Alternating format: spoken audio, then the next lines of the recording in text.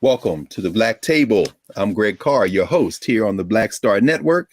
And today we have a very important conversation that we're going to have around the nomination of Ketanji Brown Jackson to join the United States Supreme Court. We're going to start with a quote. Quote, Senator James Eastland held up her nomination for months. A wealthy plantation owner known by the trademark cigar that dangled from his lips, Eastland was also known for his daily consumption of scotch. He defended white supremacy like his life depended on it.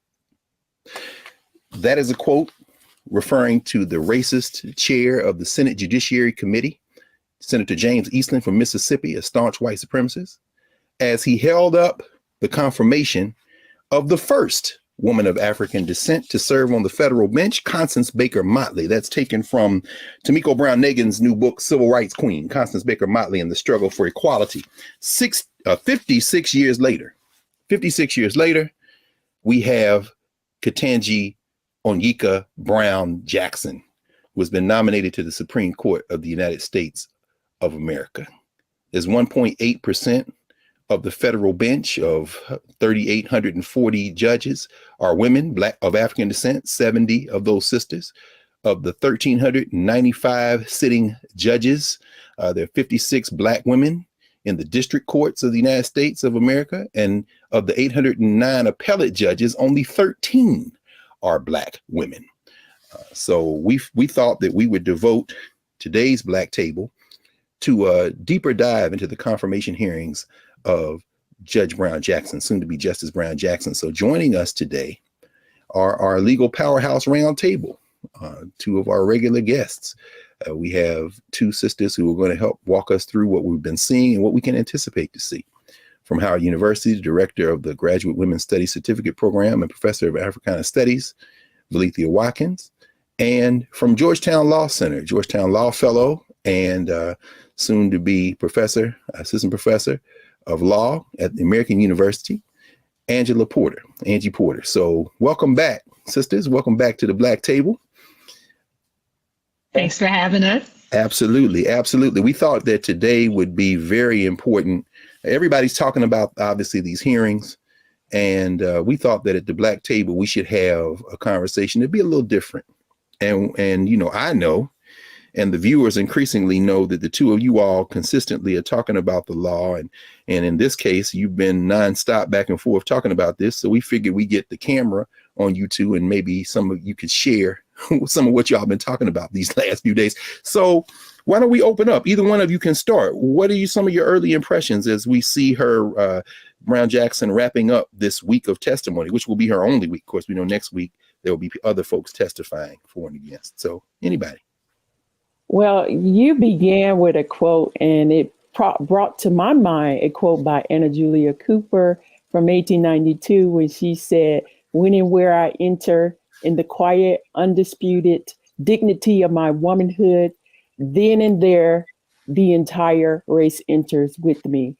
And what I thought about is that we all collectively felt the conditions and context under which she was being interrogated, and the extent to which she was disrespected and insulted.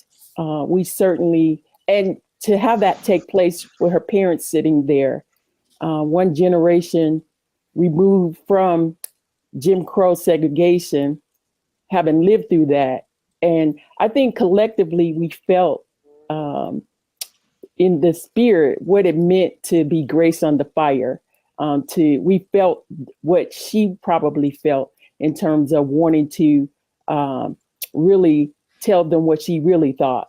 But I think she understood the assignment and she delivered. She definitely was grace under fire. She definitely demonstrated that she has a command of the law, that she is highly skilled, and she demonstrated that she was the daughter of educators, because I think she was able, when given the respectful opportunity to address the substantive issue, to break down complex legal concepts and ideals in a way that is understandable, in a way that the average person could grasp. So I'm looking forward to her in that context, being a liaison to the community and to help people understand the law better.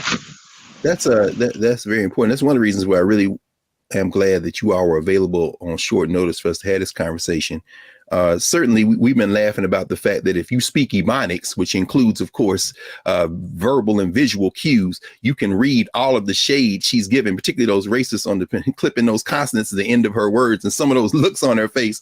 And her parents, of course, as you say, sitting there, two HBCU grads, and her father went to North Carolina Central undergrad. I think her brother went to Howard, didn't he? I think it was undergraduate work at Howard. I mean, the race is all over this thing in so many ways. Angie, what do you think as you've been observing these conversations? Well, first I want to say, because last time we were together, we talked about several of the women on the short list. Yes. And so I just want to start off by, giving them a shout out because I can't imagine how it must feel to have such an opportunity presented to you. People like Leandra Kruger, Michelle Childs, Wilhelmina Wright, and the many others we talked about. And then, that once in a lifetime opportunity is gone. So I just want to say I remember them, while also saying that Ketanji Brown Jackson has shown us that, man, she a bad girl. She a bad girl. And if I'm not infantilizing her, I'm not insulting her. That's the highest compliment. She bad. Yes. And folks who underestimate her or who challenge her need to watch out because she a bad girl. And so that's what she showed all of us these last couple of days. And I'm sure, that's what we do. That's what our people do.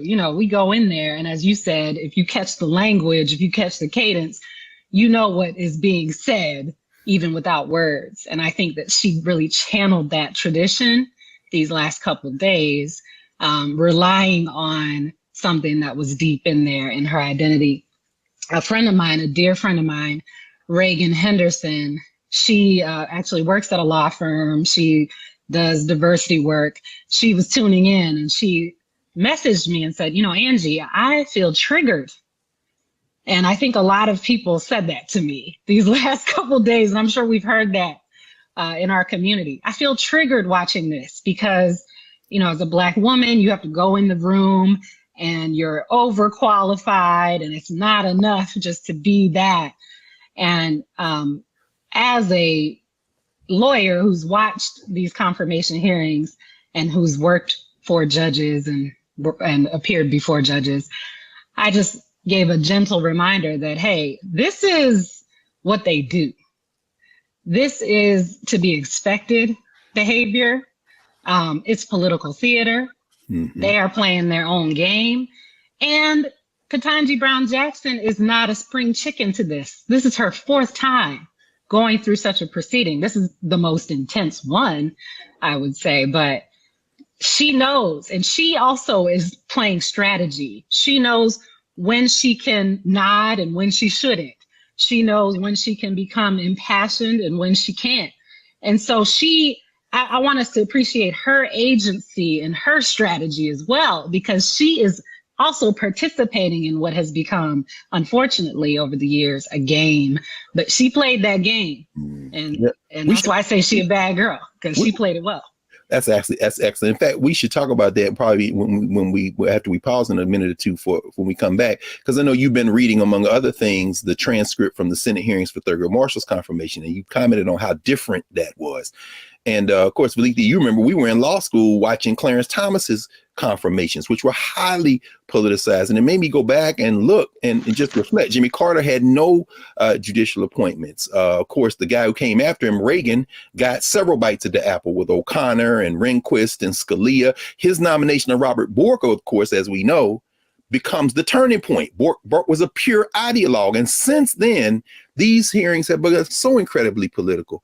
And so wondering, as we kind of take the next couple of minutes, what does it say about where we are that Black folk in general and Black women in particular, the handful, have to be almost superhuman in terms of their credentials. I mean, Constance Baker Motley argued 10 cases before the Supreme Court, and she was 9-1. And the one that she lost, Swain versus Alabama, ended up being overturned, and they used her arguments to go. I mean, and Ketanji Brown Jackson is arguably the most qualified nominee in the history of the Supreme Court. What does it say to have to be that? What does that say to y'all about the standard that we are assessed by in this society, particularly Black women?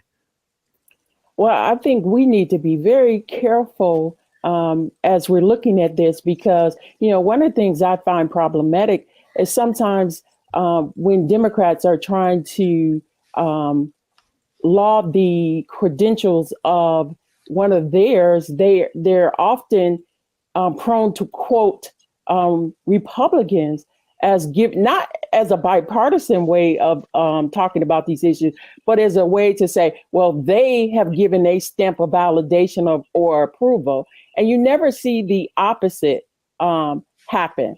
So I think she very much understood. I think what Professor Angie was talking about, Porter, what she was talking about, that she had strategy, and she understood that they were deploying certain very old tropes and traps, landmines in some of the questions they were asking her.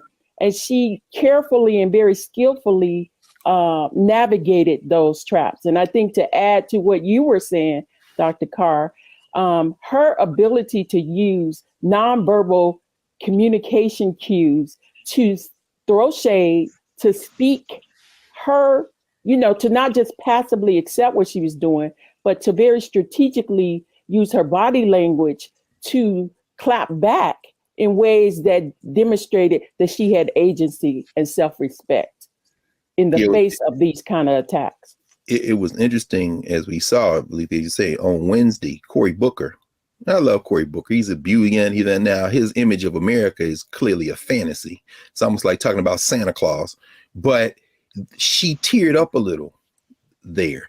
And Angie, I'm thinking about this even as you said in a moment ago, the political theater of this. It's almost like everybody's giving campaign speeches. Are y'all lining up to run for president in 2 years? I mean, but last night I was in class, the other night I was in class with my students over at Howard Law. And one of the things that kept coming up over and over again, a couple of them were actually in the room for the confirmation. They were actually been able to go in. And one of the things that one of the sisters said was, Cory Booker should have let her speak. You have any thoughts about, not that he was trying to help her, but she can't talk. And so what do you think, about even the rhythm of these debate kind of speeches these senators are giving? Oh, there he is. Yeah. Look at him. He's so happy. Anyway, go ahead. Say something. Yeah. It's all political theater. And the Republicans are participating in it, but so are the Dems. So they are, as you said, giving their campaign speeches. Everyone's trying to appease their donors and their base. The Republicans are trying to appease their conspiracy theorist base who believe there's a cabal of Democrats abusing children. But Cory Booker also trying to appease his base. So, and I think when Judge Jackson teared up, I think in part it was a release too, as a result of the volley that goes on. Because one thing that they do, if you watch for a sustained amount of time, is that the GOP senators just totally rag on her and attack her, and then the Dems rehabilitate her. And they give her the softball questions. They even suggest answers, or they just answer for her in order to rehab. We call it in the trial process rehabilitation. So I think a lot of that was going on. I think the point I would leave people with is that it is all very much theater, and we should appreciate it as such. Excellent. Well, I'm very excited. We're about to take a break because in this next section, y'all, we're going to hear these sisters get into the time when Judge Brown Jackson has spoken. And one of the reasons we wanted to do this special episode of the Black Table devoted to the confirmation hearings is because we want folk to be able to translate what you're seeing. And so when we come back, we're going to get into this seeming obsession with child pornography from young Josh Hawley out of Missouri, from Ted Cruz out of Texas with critical race theory, and some of these accusations of her being soft in terms of sentencing guidelines coming from these senators, many of whom are from states of the old Confederacy. Let's just call them the children of Senator James Eastland of Mississippi. So back in a moment with the Black Table, and you all make sure you come back for this. You're going to learn something. I think we all will. Back in a moment.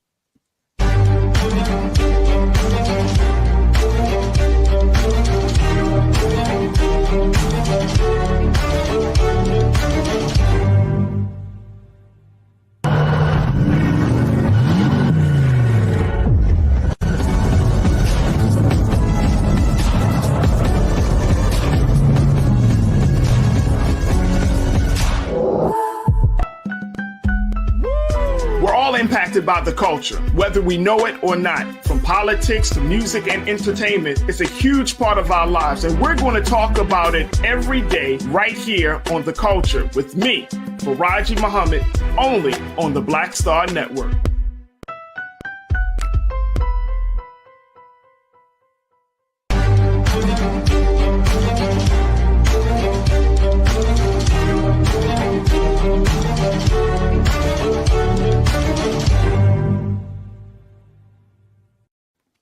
Welcome back to the Black Table. Greg Carr, Black Star Network, and we're joined today by two of our regular guests in our Legal Scholar Roundtable with Professors Angela Porter and Valethia Watkins. And when we left, we were just beginning, Angie, you had just begun to lead us into a shift from what these senators have been talking to each other and their constituencies about, and Judge Brown Jackson speaking for herself. Help us understand, both of you, and I know it's interesting listening to you all talk about this.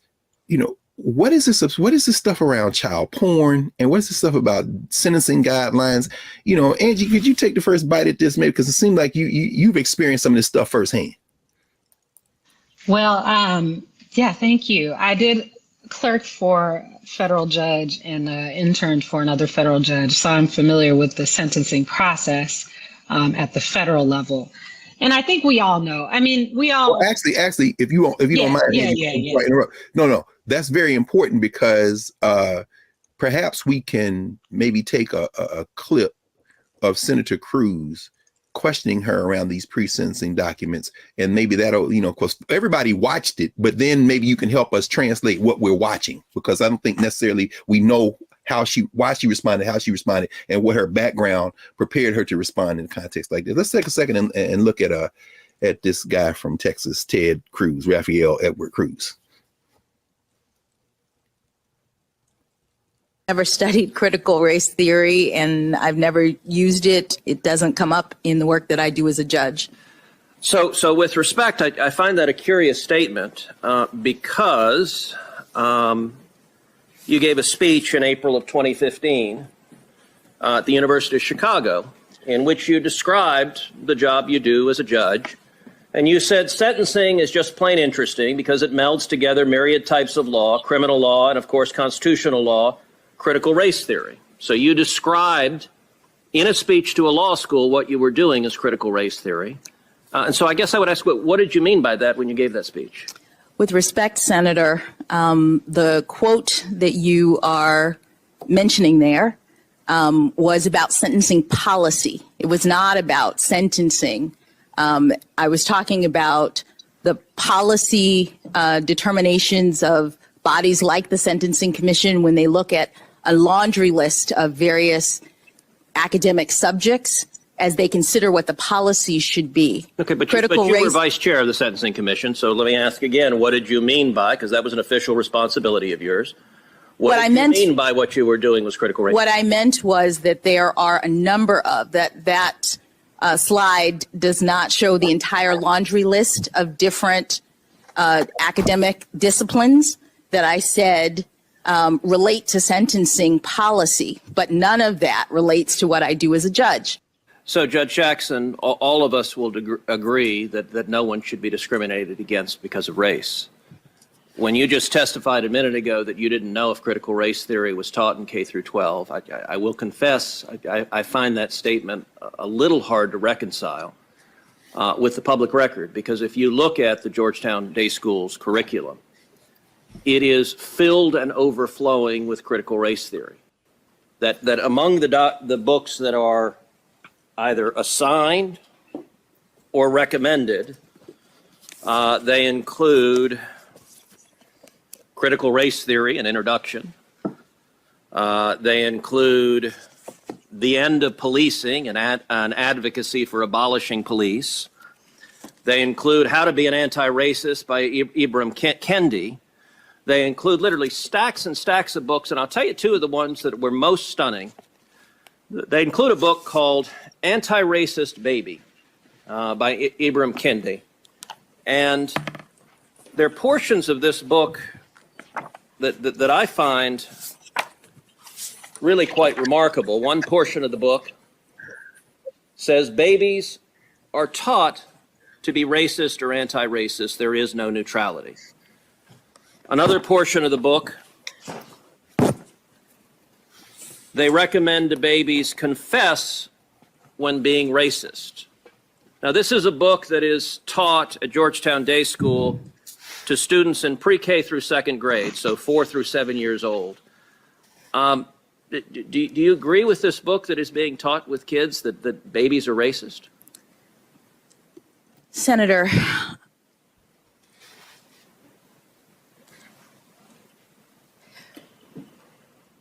I do not believe that any child should be made to feel as though they are racist or though they are not valued or though they are less than, that they are victims, that they are oppressors. I don't believe in any of that. But what I will say is that when you asked me whether or not this was taught in schools, critical race theory, my understanding is that critical race theory as an academic theory is taught in law schools. And to the extent that you were asking the question, I understood you to be addressing public schools.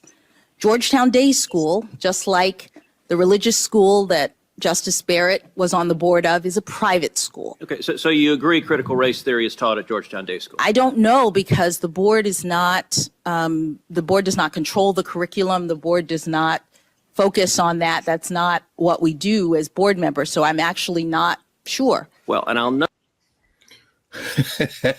Well, I'll say this. Lethea, you and my fellow Temple alum, Ibram Kendi, is very happy because apparently Anti-Racist Baby has shot to the bestseller list again. I do chuckle when I do read that book, I must confess in that. Now, Stefanczyk and Delgado's little critical race theory primer, that third edition, is very helpful. That was being taught in class. Georgetown Day, isn't that weird, Brett Kavanaugh? Anyway, the point, though, is what we saw there, Angie, you've been saying this, was, a bit of a sideshow. But when and she answered kind of in a broad sense, talking about her time on, of course, the Federal Sentencing Commission, Sentencing Policy Commission. But you were drawing our attention to how she's been answering the questions that reflect her deepest experience on the bench, namely at the district court level, when it comes to them accusing her of being soft on child pornographers. And could you say something about that? And then maybe later on we'll also enter the conversation around her work as a defense attorney, which they've been trying to hang on her like some kind of badge of shame. But could you help us walk through what we're hearing when Josh Hawley and Cruz and Cornyn and these guys and Graham begin to, and Tom Cotton, attack her around sentencing guidelines? What's going on there? Well, as you said, she has a deep amount of experience as a sentencing judge. So she is the person on the court with the most time as a trial judge. And I think I have to talk a little bit about the difference between trial work and appellate work. I mean, trial judges are hearing cases, they are seeing parties, they are, seeing trials, and then they do sentence defendants. A lot of their work is sentencing. Appellate judges, so people who are working at the Court of Appeals and people who work at the Supreme Court, they are not hearing trials. They are not sentencing. They are considering other issues based on the record of the trial court. And we can talk about those distinctions more later, but it's important to understand that Ketanji Brown Jackson has the most experience as a trial judge, 8 years. The only other justice to be a trial judge was Sonia Sotomayor, who has 6 years of experience at the trial level. The rest of the justices, excluding Kagan, have all been appellate judges. They don't have sentencing records. They didn't do sentencing. They've been judges who review the record and think about other issues. So it makes total sense for this to be fertile battleground for the Republicans to attack this nominee, because this is what she has been doing. And they did not attack the others on this, save for probably Sotomayor. Yeah, but she seems to almost have embarrassed them, though, when they begin to start talking about the details of sentencing guidelines. Yeah. Could you give us a sense of, for example, when Holly and them start talking about she let people off with lighter sentences, when people are hearing that and assuming that the judge has to follow some type of formula, could you walk us through the sentencing guideline range and what a judge has to take into consideration to make a recommendation? Absolutely. So there are a number of factors that judges consider when sentencing. One factor that they didn't really emphasize, and I think that was strategy, was you get motions from all sides. So you get motions from the defendant. The defense team is arguing that they should have a certain length of time as a sentence. Prosecutors are also arguing for a certain length of time. The probation office investigates every defendant before sentencing in the federal level, and they prepare a very detailed report. It's not just 1 or 2 pages, it's a packet of that person's whole history, and they plug these values in to the US sentencing guidelines, which is a really complex regime of sentencing guidelines, more complex than the state sentencing guidelines, in my opinion. And so the sentencing guidelines are a whole thing on their own. They came into existence in 1987. And I know that because my own father, who gave me permission to share his story, was facing mandatory sentencing when he was charged with theft of government property. They doctored his charges so that he would fall after November 1st, 1987, and be in the mandatory sentencing guidelines regime. He didn't have to serve a sentence. He was able to win that case, which involved a lot of racism and false statements. But the point is, these guidelines used to be mandatory. Josh Hawley and them want them to be mandatory again. They haven't been mandatory since 2005, when the Supreme Court said, you can't interfere with this type of judicial decision-making, Congress, by creating the sentencing guidelines and basically making this cookbook science for judges to sentence. And the reason for that is because each case is highly individualized. And Ketanji Brown Jackson explained that. You have the arguments from prosecutors. You have the sentencing guidelines. Those are the only 2 factors Republicans emphasize. You have a myriad other factors. The defendant themselves, they usually make a statement at sentencing. Are they remorseful, or are they saying, I'd do it again? That's a huge factor. You have their team arguing what their sentence should be. And in that pre-sentence investigation report, we see a pattern that is more present than most people would think in criminal cases, which is you see the cycle of abuse. You see that defendants often are coming from a situation where they never had a chance at a successful life because maybe they were the victims of child sex abuse. Right. And then it just recycles. And I'll just end by saying, you have witnesses, you have letter writers, you have all of these things. And the only person competent to make that decision is the person who's seen all of that, and that's the judge. And that's why appellate courts give trial judges the discretion on sentencing. They actually defer a lot to the trial judge on sentencing because appellate judges and Congress people in the Senate Judiciary Committee weren't there to meet the real human beings behind the case. So that is enshrined in the system. And these senators are being disingenuous when they act naive about that because they know better. This is not new. This is not news. And they know this, but they're trying to, lodge a political attack.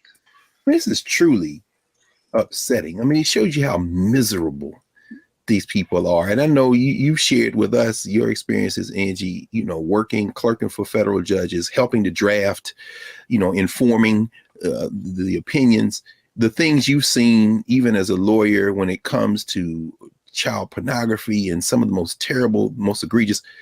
To sit there and act like she's letting these people off with nothing of what we've just heard.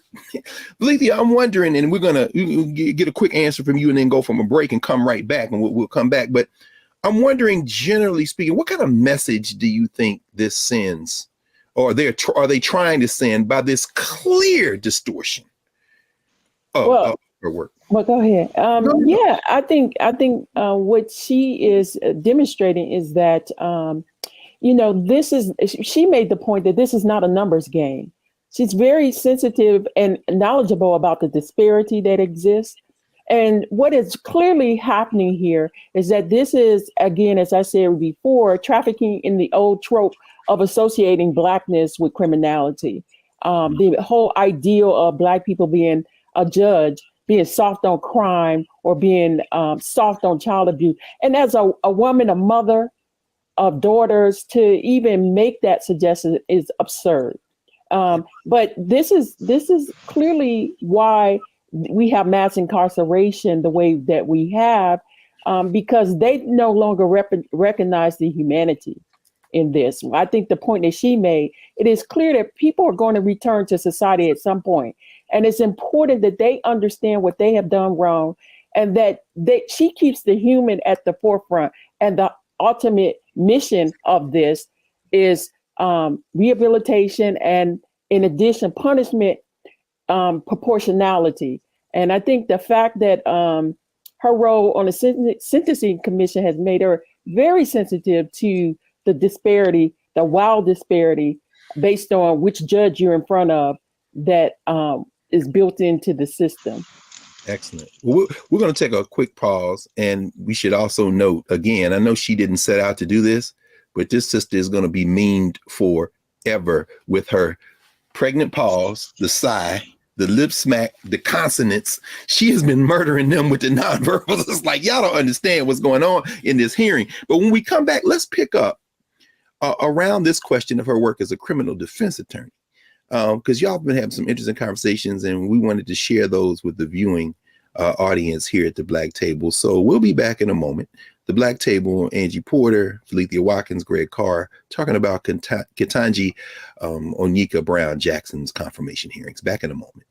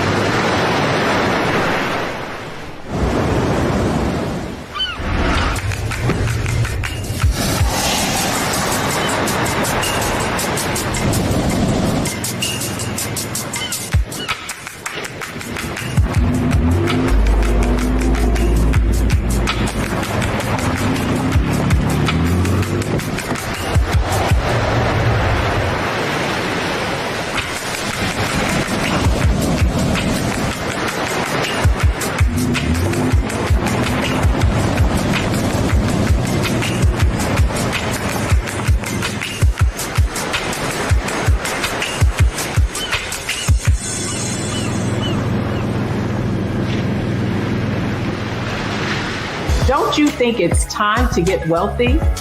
I'm Deborah Owens, America's Wealth Coach, and my new show on the Black Star Network focuses on the things your financial advisor or bank isn't telling you. So watch Get Wealthy on the Black Star Network.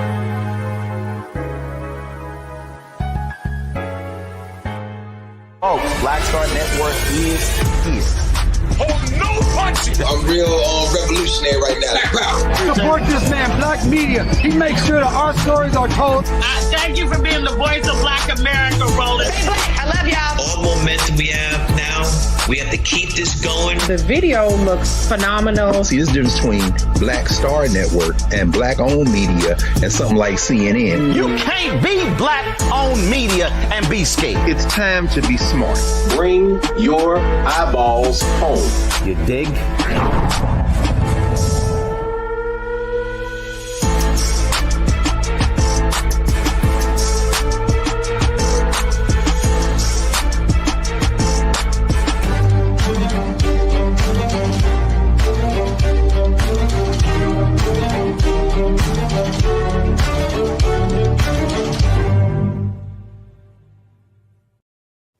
Welcome back to the Black Table. I'm Greg Carr, joined today by two of our great legal scholars, Angie Porter and Valencia Watkins, talking about the confirmation of Ketanji Brown Jackson, the hearings. When we left, you all were helping walk us through Judge Brown Jackson's experiences and how they're informing her answers in very specific ways. And Angie, you had some thoughts about her sentencing recommendations and how they fall within pretty much the standard range. And then we'll maybe move toward her work as a criminal defense attorney, because I think people may have in their mind one thing when in fact it's something very different in terms of her experiences. But could you say something about, where she fits in the range in terms of these sentencing guideline recommendations that she's been making these decisions about, particularly in the child porn cases? Yeah, I mean, they've chosen child porn as a category and made their little case because they have a political agenda, and their agenda is aligned with wild conspiracy theorists like QAnon people who are emphasizing child sex abuse. And so that's why they chose that category. I mean, you can choose any type of crime category and do this to judges, but they had a very specific agenda. And as it turns out, hers is consistent with most federal judges on child pornography sentencing. So child pornography is a federal crime. The FBI investigates it. It appears in all districts, I'm sure, across the country, because these are online crimes. There's production, there's distribution, there's just viewing.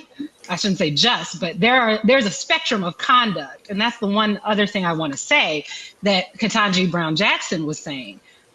Most people are exposed to one court case in their life. And court watchers see a subset of court cases. You know who sees the most cases? Judges. That's all they do, is they sit and hear cases. And so when you hear one child porn case, you think this is the worst thing I've ever seen in my life.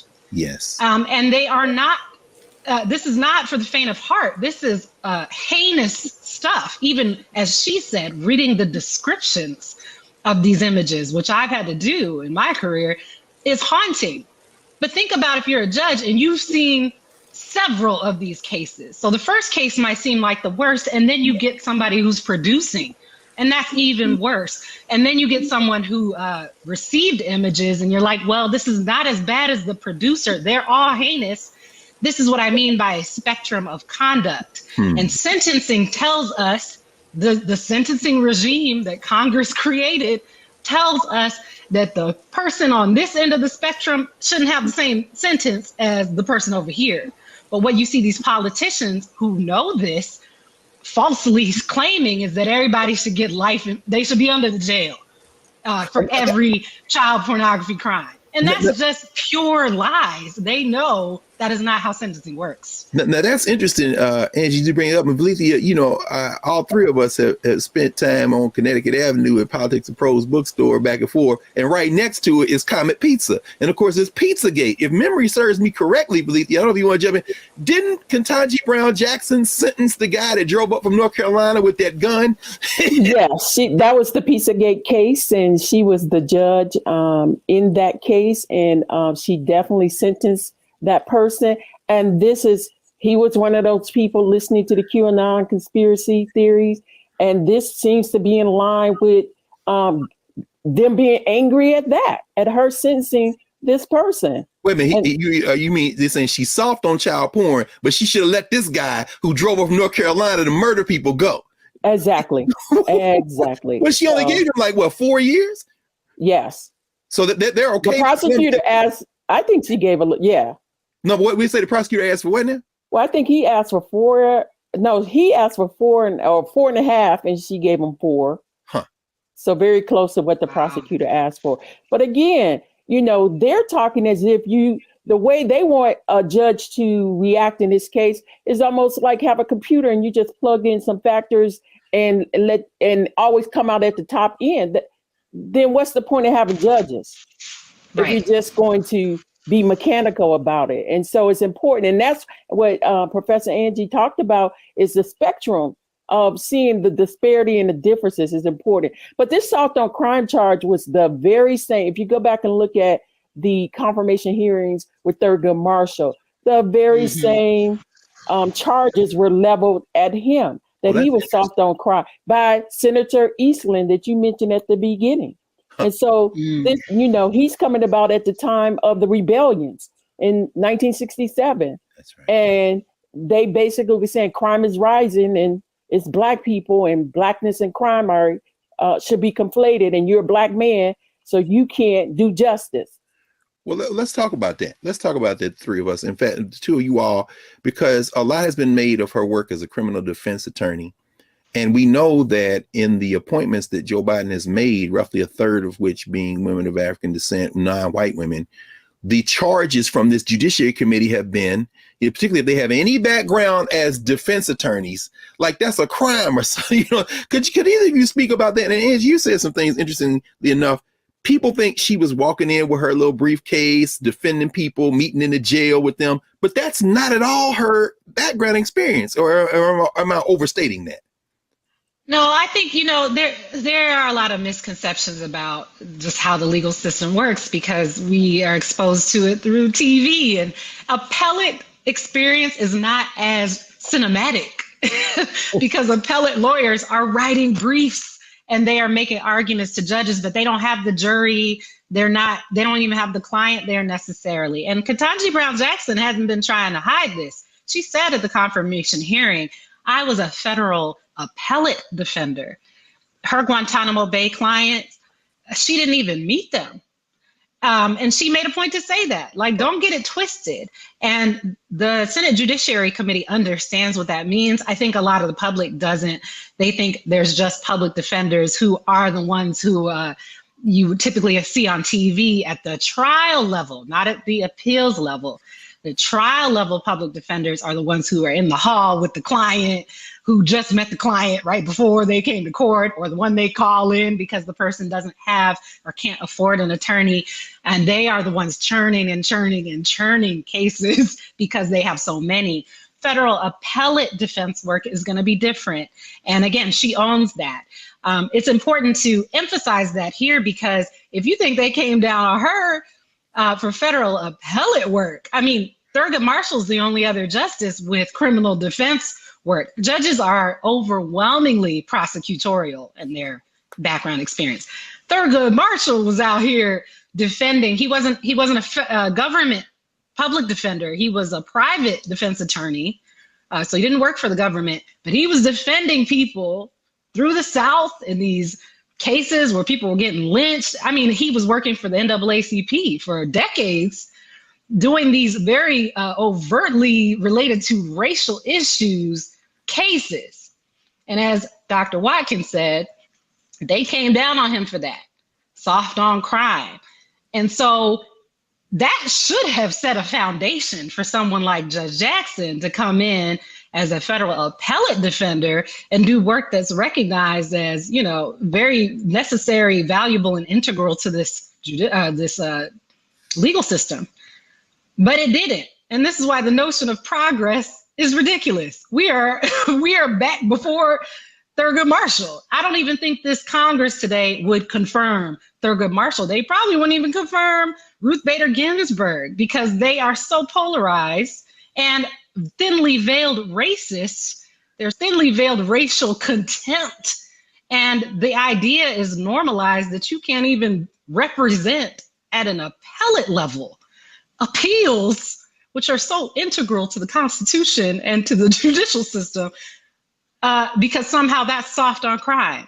It makes absolutely no sense. Let's talk about that for the next few minutes, and then we'll take our break and come back with our closing segment. This is fascinating. I mean, the whole idea that a Thurgood Marshall wouldn't be confirmable today to the Supreme Court, perhaps even a Constance Baker Motley, whose record probably in comparison would be considered more centrist. Valethia, in the shift, even, like I said, since we were in law school watching Clarence Thomas to now, and then just right before that, Robert Bork with the Reagan administration, have we passed the point now where you can have people nominated and appointed to the federal bench, particularly the Supreme Court? I'm talking about Black people now, who don't fit this kind of cookie cutter Ivy League, double Ivy League. I mean, this was the internal critique of Ketanji Brown Jackson, kind of paint by numbers, don't make any mistakes in your life. Can you have a forceful intellect like a Pauli Murray type or a Thurgood Marshall type? Could they be appointed today? It would be very difficult for that to happen because, when you talk about, to lean it back to the professional diversity that she's bringing in terms of being a defender, it is just so, the public needs to be educated. You are not your client. And so these people claim to love the Constitution, and yet this role of an adversarial system requires that people defend or provide a service to defenders. And so this system provides a very perverse incentive to not only throw the book at people, but those who have political ambitions to be excessively hard. And so the whole notion of justice is totally thrown out of the window. So in terms of the devolution of the system, it's barely functioning. It's very barely functioning as the Senate and Congress as a political institution. And that's why you have a crisis of legitimacy at the Supreme Court. It's so hyper partisan, so hyper political, that people are not looking at the merits of these people's qualifications. They're looking at which team ideologically are you on and who's going to get the political advantage. So there's barely the even pretext any longer that it is about justice, that is about these high principles that they talk about. It's about political gamesmanship and winning at all costs. Go ahead. Yes. What you just said about the devolution, Dr. Watkins, I mean, that is just resonating with me, because when we look at the court and how it's changed over the years, a lot of people think we're still in the era of the Warren Court, the constitutional revolution.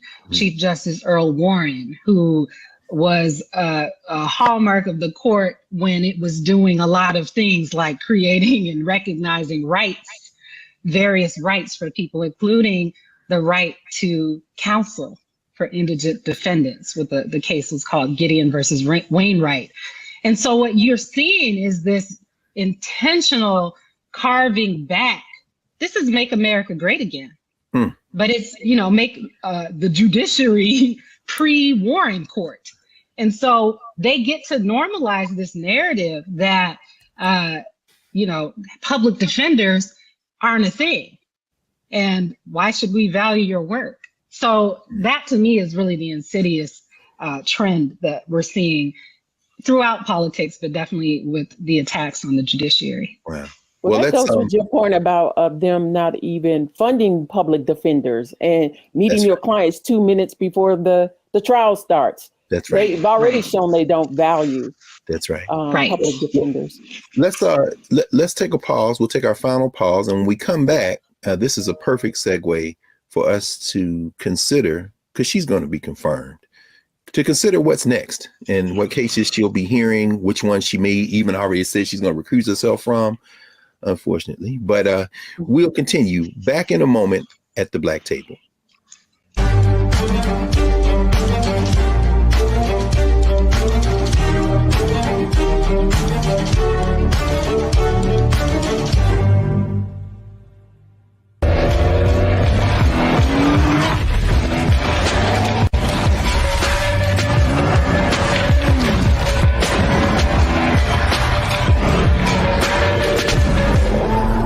It's time to be smart. Roland Martin's doing this every day. Oh, no punches! Thank you, Roland Martin, for always giving voice to the issues. Look for Roland Martin in the whirlwind, to quote Marcus Garvey again. The video looks phenomenal, so I'm really excited to see it on my big screen. Support this man, Black Media. He makes sure that our stories are told. See, there's a difference between Black Star Network and Black-owned media and something like CNN. I got to defer to the brilliance of Dr. Carr and to the brilliance of the Black Star Network. I am rolling with Roland all the way. Honored to be on a show that you own. A black man owns the show. Folks, Black Star Network is here. I'm real revolutionary right now. Roland was amazing on there. Hey, Black, I love y'all. I can't commend you enough about this platform that you've created for us to be able to share who we are, what we're doing in the world, and the impact that we're having. Let's be smart. Bring your eyeballs home. You can't be Black-owned media and be scared. You dig?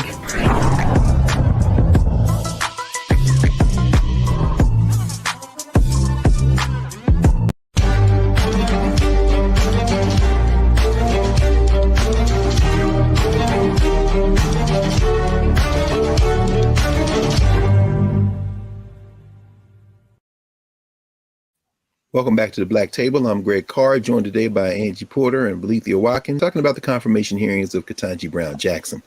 So as we were talking, let's look ahead.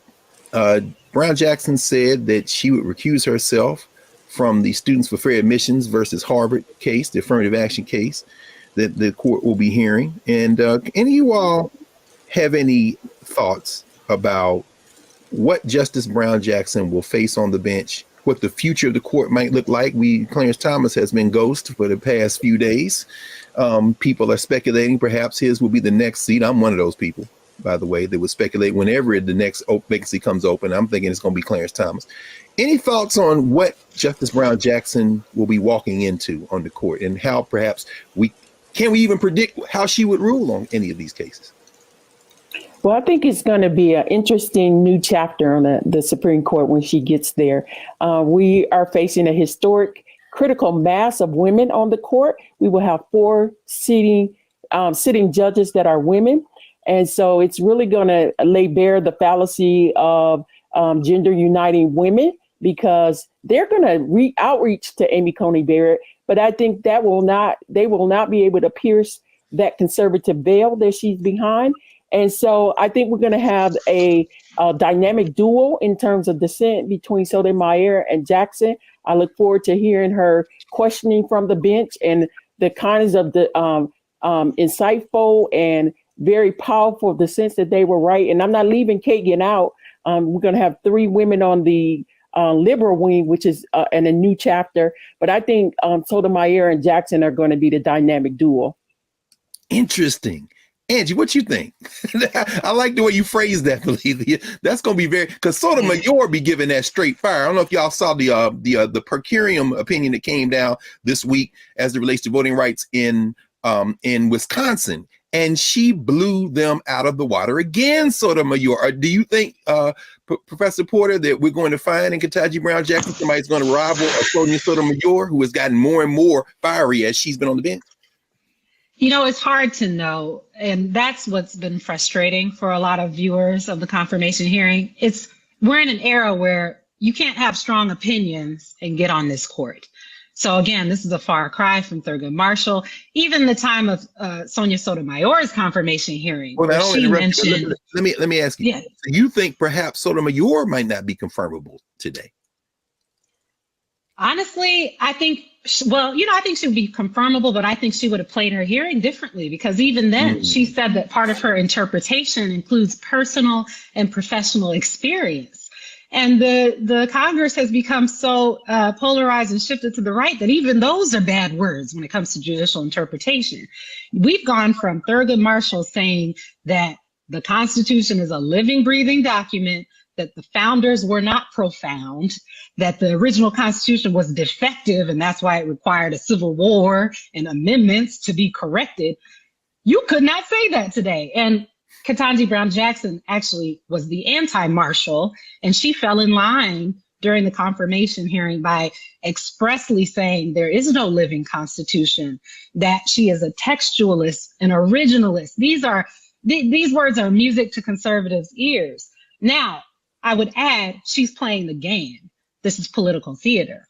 The liberal justices have all played this game, saying they've dressed up their language to avoid being activist justices like Thurgood Marshall. And they have still, through textualism and originalism, been able to reason in the way that they've reasoned. So I don't think that those things are an indicator that she's going to be more centrist, but she's definitely marketed herself as being very neutral and very much like Breyer.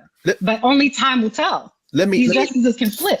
Let me excuse me. I know we were right up against the clock, but I want to ask you all very quickly if you have any comments, because you got some folk in the Black community that say, well, the police union endorsed her, and then they want to harp in on this this Lockheed Martin case.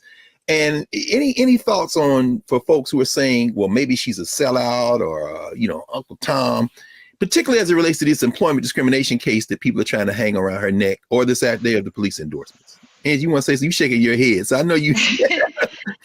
I mean, it's just hard. You're reading the tea leaves at this point. It's hard to know from any one case how she's going to be. And remember, she was a district court judge most of her career. It's hard to look at a district court judge's decisions applying law and predict how they will be as a Supreme Court justice interpreting law and basically making legal doctrine. We don't have any clues. She was on the DC Circuit, the appellate court, for less than a year. And that's all strategic. She has not shown her hand. Only time will tell whether she'll be more of a Sotomayor, more of a Thurgood Marshall, more of a Kagan or Breyer. Only time will tell. But it's a lot easier to flip, like Earl Warren did, by the way. They thought he was going to be conservative, and he led the the constitutional revolution. He was the Chief Justice in Brown. Yeah. It's easier to flip when you don't have a boss to report to and when you don't have another confirmation hearing to sit through. So hopefully she will be bold. Only time will tell. Interesting. Felicia, any last thoughts? Thank you. Well, I kind of heard what she was doing. I thought she tried to thread the needle a little bit more. I think Professor Porter is right. That she did say some of the buzzword, but I thought it was very interesting that she used the phrase, she has a judicial methodology, not a judicial philosophy, and that she was avoiding a label. And I think that's why the Republicans kept pressing her. But you're right, in order to even get considered, you almost have to have a virgin record, and that's deliberate. Otherwise, you won't get past so many different ideological camps. And so time will tell.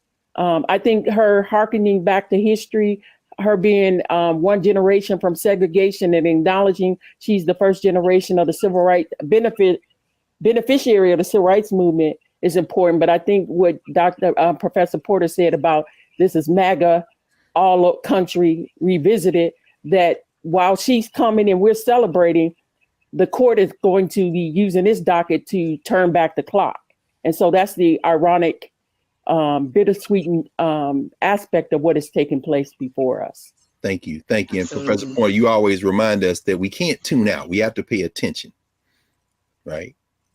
Yeah, absolutely. I mean, as Dr. Watkins just said, this court is trying to carve back a lot. They're trying to take us back, and they are doing it. Just yesterday, as you mentioned, Dr. Carr, Wisconsin, that decision, as Justice Sotomayor said, was unprecedented. It was extraordinary. We're talking about voting rights and power being totally displaced, and they're taking race out of everything. And so we have to pay attention.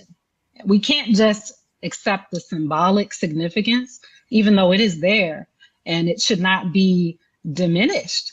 But this is just beginning. We've only just begun, and we need to pay attention to these decisions coming up. We need to see not only how Ketanji Brown Jackson makes these decisions, but how the others are holding up, writing their dissents in the 6-3 conservative majority court. And we need to do our damnedest as people to protect our people and continue to be engaged in light of what the court does.